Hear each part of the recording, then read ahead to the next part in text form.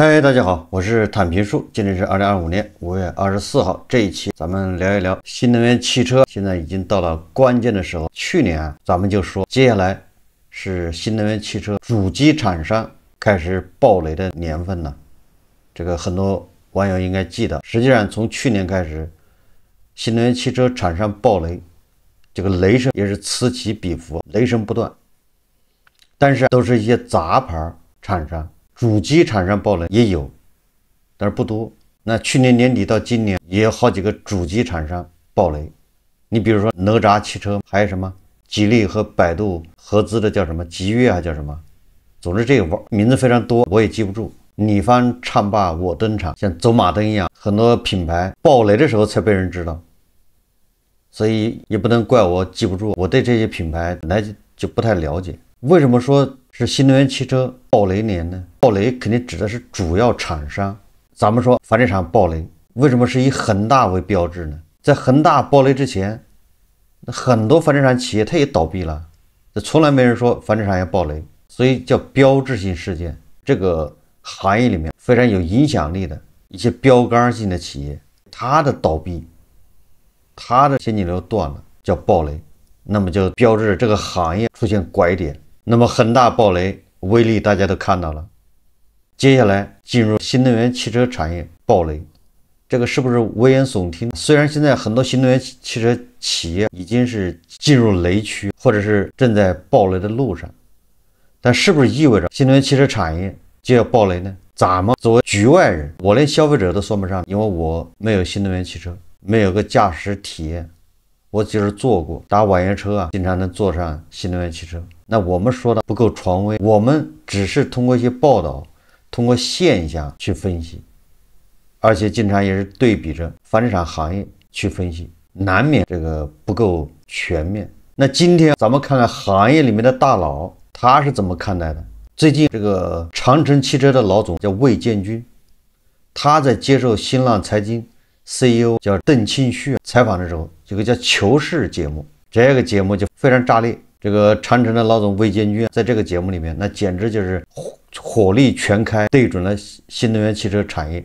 当然了，魏建军火力全开不是这一次，他以前反弹也是比较敢说。这一次节目里面，魏建军直接就说了，汽车产业的恒大已经出现了，只是还没有爆而已。魏建军更是说，新能源汽车行业发展要回归理性，那言下之意就是像极了房地产爆雷之前那种非理性。我们看一看魏建军他是怎么说的，大家看视频。混动、插电混动、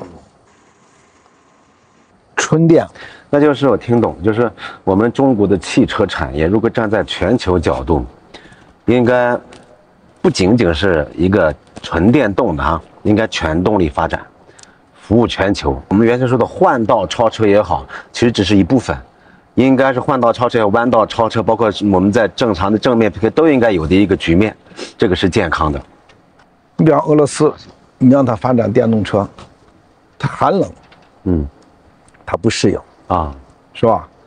当然，我们长城，特别支持国家发展这个电动车，电动车发展城市用车是非常棒的，我觉得应该重点支持小型电动车的发展，也就是说，技术要为这个社会服务，要成为这个社会的友好的参与者，也就是说，技术一定要向善。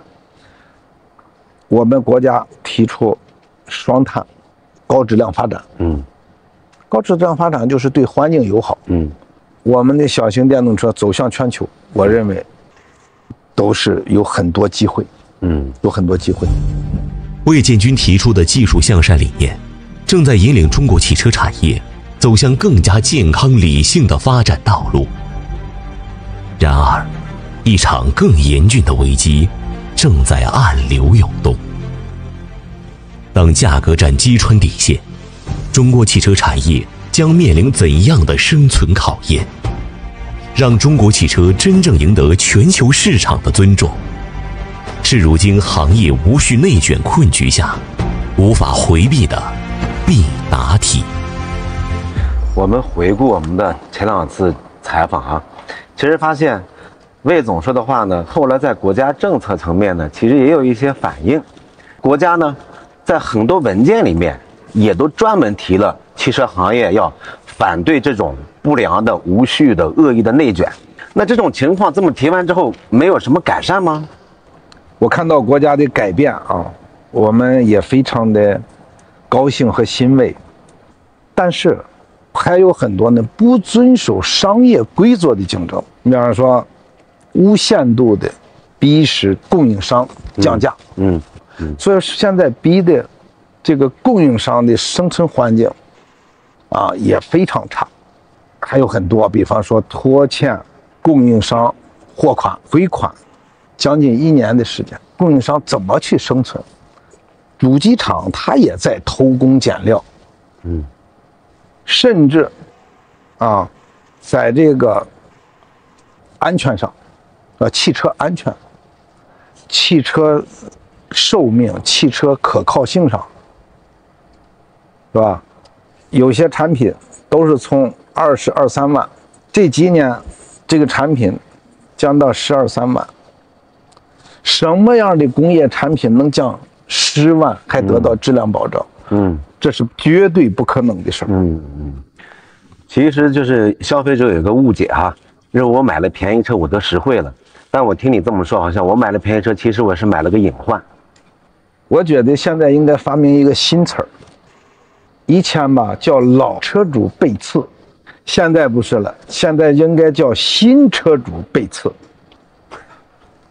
因为上个月买的，这个月就降了，而且我们现在在海外做的也非常不规矩，外国人看不懂，国外的用户一脸的蒙圈，15万块钱的车，半年后就卖10万。我一个消费者刚买了15万块钱的车，半年后就亏5万。你想我们中国品牌在海外怎么发展的？这种无限度的降价，现在有一种怪象叫0公里二手车。什么叫0公里二手车？也就是说，他上完牌照，就算注册了，好像是卖出去了啊，但是又回到了二手车。二手车怎么会是0公里？实际上新车到二手车了。对了，他只不过上过照了，上过牌照了。也就是说0公里二手车它本身就是一种乱象。现在你可以到什么懂车帝、瓜子、鲜芋，你都可以看去，3、4千家在卖0公里二手车，是非常乱的。25年这一开年出现了一种怪象，过度宣传、过度夸张，而且我们的用户得不到权益的保障，给用户实事求是的去讲。对，但是我们很多车企呢，就把自己的技术包装成了黑科技了，包括智驾能力都夸大其词。所以我们呢，要加强汽车产业的治理，使我们是吧，这么多年花巨资培育起来的这样一个产业得到健康的发展。那你说从监管来说，行业看起来很和谐，一团和气比较好，还是说是出现问题，他立马把规则边界划清楚，这样让行业发展好？我们国家呀，尤其是在24、25年多次提到高质量开放，就事融入全球，要尊重，甚至必须要遵守他国的制度。就像我们去参加奥运会一样，我们不能在那个跑马拉松的时候吃兴奋剂、投机取巧。这个汽车产业代表着中国的脸面。我们中国有高铁，高铁很棒，绝对做到了世界领先。我们将汽车卖到全球，我们接触的全球的用户，这个影响力是巨大的。魏建军曾说过，汽车生而全球，中国汽车的天然使命就是走向深蓝，让中国制造的底气被世界看见。求是，在当下的行业暴风眼中，不仅是一种态度，更是破局的方法论。从求真到求是的升华，是因为魏建军的目标始终是让中国汽车赢得世界尊重。这就是一位35年造车人的坚守与清醒。长城呢，其实一直以来都是诚信文化，后面他们也给我们放着就是求是。我现在发现您呢，就在身体力行的在提倡一种求是的文化。实事求是啊，一直是我们党治国的基本要求。我觉得这个提法啊是非常伟大的。当一个事物社会弥漫着那些说假话，到处是谎言的时候，这个社会一定得不到健康发展。我们长城一直在秉承叫诚信第一的原则，我们长城一直在践行我们的对国家、对社会、对用户的诚信和信用。其实我们这个访谈，我们自己给起了个名称叫求真啊，但是跟那个魏总交流之后呢，交流中我们又逐渐把它改成了求是。我觉得一字之差，我就想有什么区别呢？这个我的理解啊，求真呢更多的是发现问题，就好像一个火把一样，我们看到问题了。求是呢就是拿着火把，我们如何走出这个困境，我们拿着一个导航或地图把事儿做完整，这叫求是。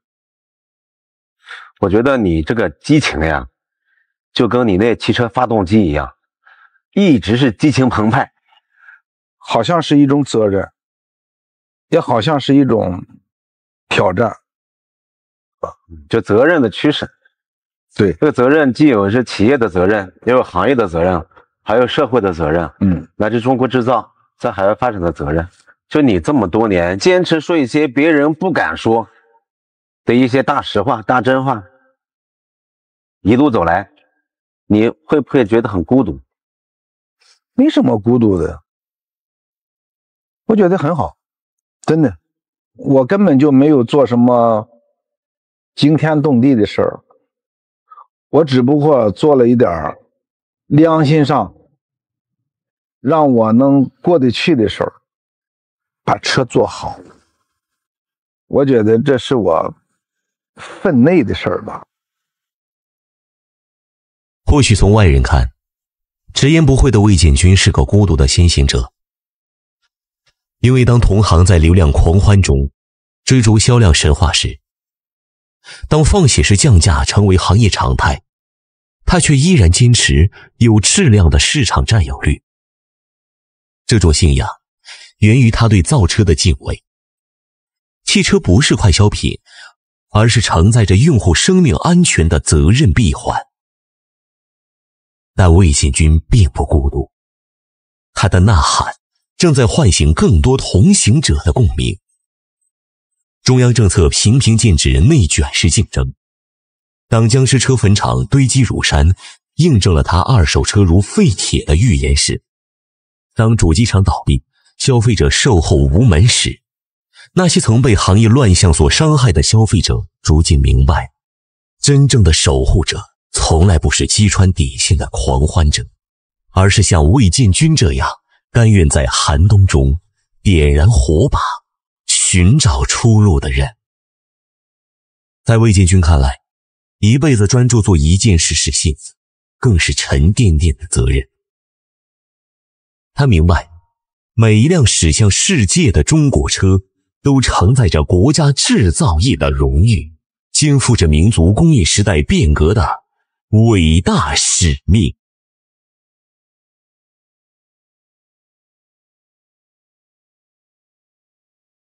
在反弹中，魏建军指出了新能源汽车产业几大问题，比如说受资本的裹挟，资本已经吃饱喝足走了，留下一地鸡毛。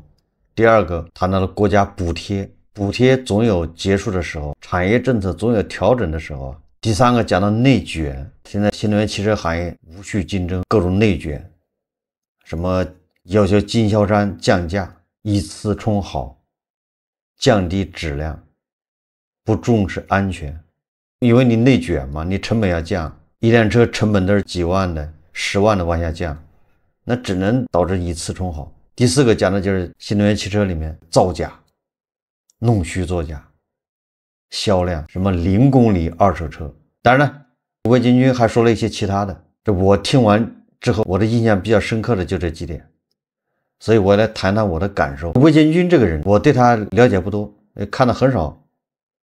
长城汽车我也不了解，我就知道有个叫什么坦克的越野车是长城旗下的，好像是吧？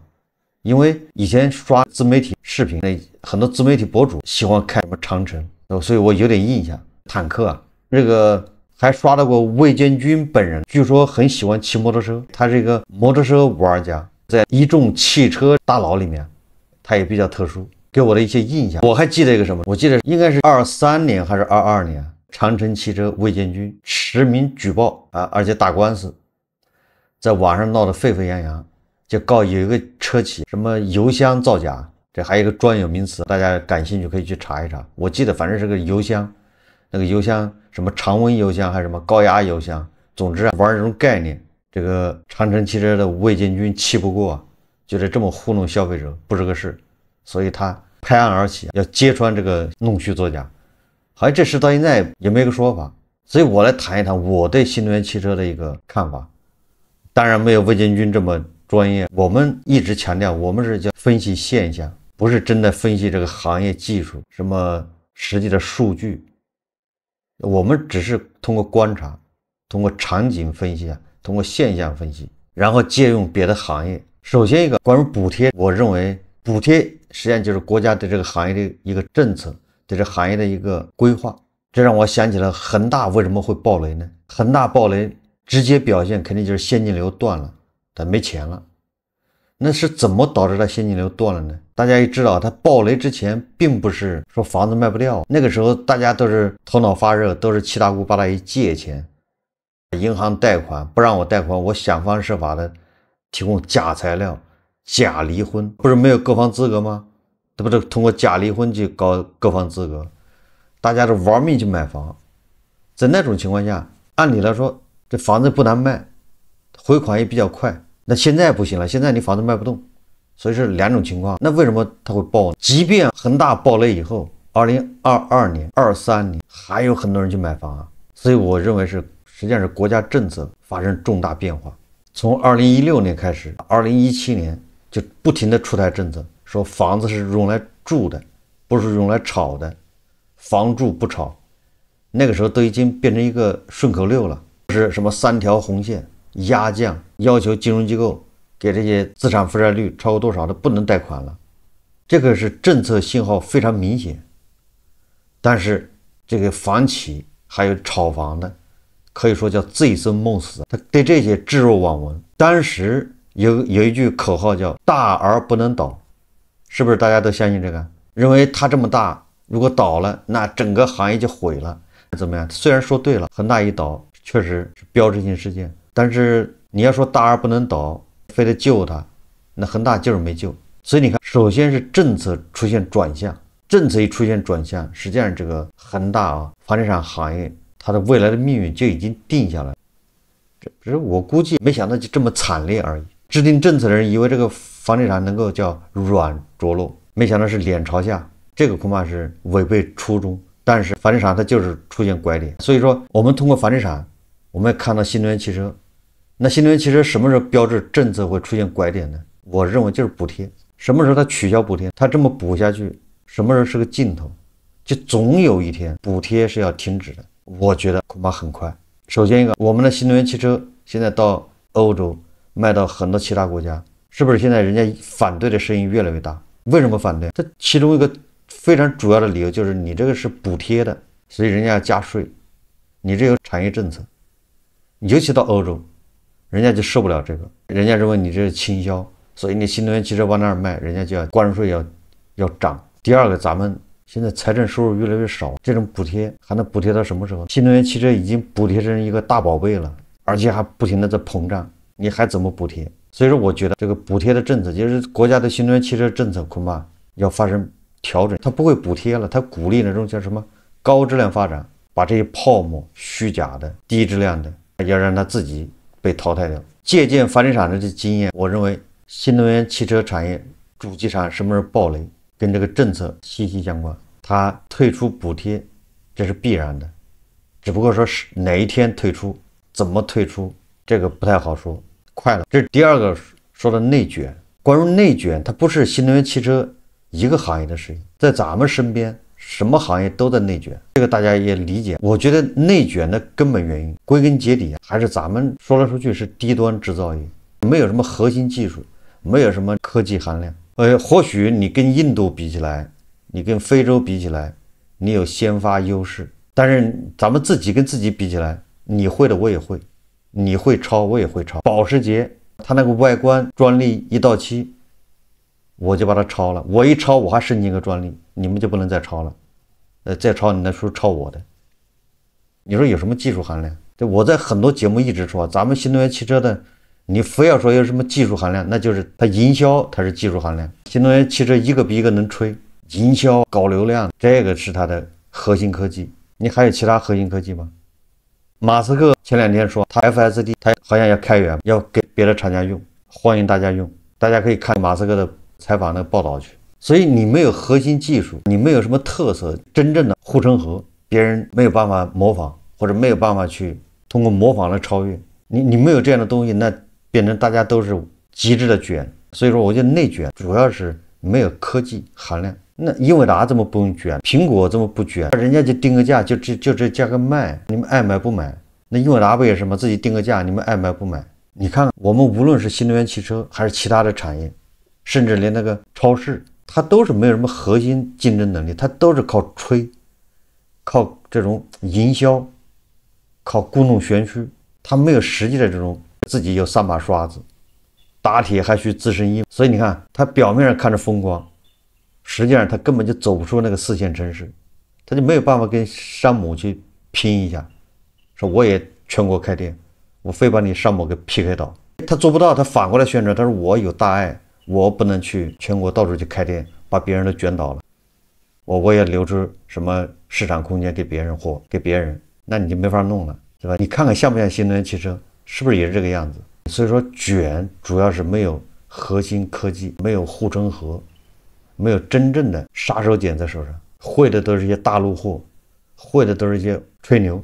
咱们现在新能源汽车竞争在什么地方？首先是追求的是舒适度，因为在汽车安全这一块，你投入越多，它很难有什么产出，没法宣传，不利于营销，所以它在舒适上面，它就极致追求大屏幕、按摩座椅、电冰箱、吃火锅。我看保时捷的 CEO 那有记者反弹，就是保时捷的 CEO 说啊，他说我真不知道汽车里面为什么搞那么多屏幕是干啥，做什么用的？但是汽车不就是开车吗？你搞那么多屏幕干什么？你看看，但是现在很多年轻人他就需要这东西，你好多屏幕在里面，这儿也是屏幕，那儿也是屏幕，大屏幕、小屏幕，这很有一种科技感、现代感。但是因为这种宣传误导，导致很多人把车子的第一要素就是安全，反而把它忽略了。当大家坐到车上的时候，首先考虑的不是安全，而是舒适。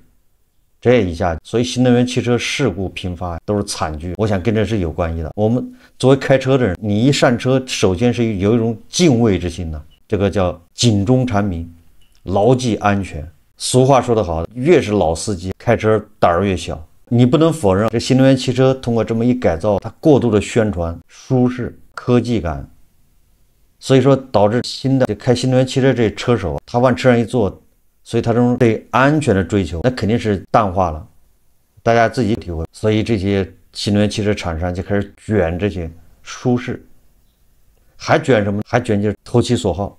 因为现在很多年轻的车手这个车主，因为他的安全这一块它越来越淡化呀，所以说就追求极致的加速、极致的驾驶这种体验感、推背。实际上这些你在日常用车这根本用不上这些东西。你又不是赛车手，尤其是你看魏建军说的，你在城市里面开车，你要加速那么快干什么？是跟人家抢红绿灯是吗？抢在前面是吗？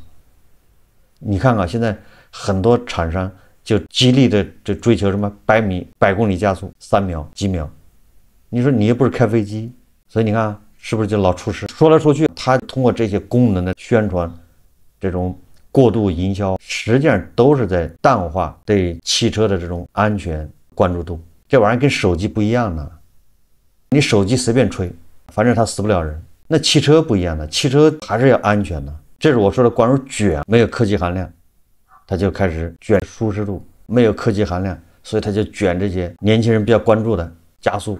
实际上这都是误导了，这种扭曲了这种汽车的这个叫汽车文化，或者叫汽车的这种价值观，问题才叫大。包括吹智能驾驶、智驾、自动驾驶、过度营销，那现在逼的工信部出手要整治。那关于弄虚作假，这个咱们以前节目经常揭露，因为这些咱们都懂，销量那是最容易造假的。你作为汽车厂商，你就玩命的生产，反正一生产，你可以通过这个产业链，通过其他的公司把车子给卖出去了。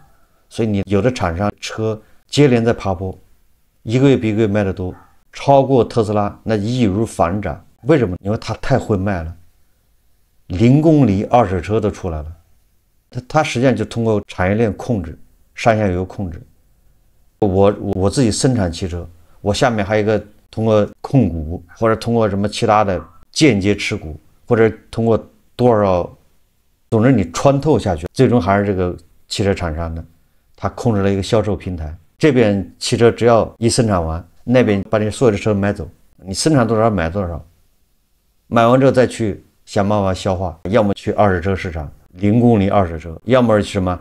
要么就租给网约车司机，成立汽车租赁公司，这个我们以前说过，各种各样的，还有跟地方政府合作，地方政府什么出租车指定用这个品牌等等。但这些弄虚作假，最终是要被戳破的，因为最终还是要市场的承接。它这中间成立的这些销售公司这些东西，那只是蓄水池，你不停的往蓄水池里灌水，但是如果那个蓄水池它消化越来越慢，你总有水溢出来的时候。第一个，你看网约车现在不赚钱了，开网约车的越来越少了，租网约车的也会越来越少，也就是在网约车这一块，你这个增量已经增不上去了，你还怎么增？二手车这一块也没人去买了，0公里二手车，你这个销量也是扛不住。这就跟房地产是一模一样的，房地产暴雷，归根结底是韭菜不买房，买不起了。新能源汽车暴雷也一样，最后就是真正的消费者买车的越来越少了。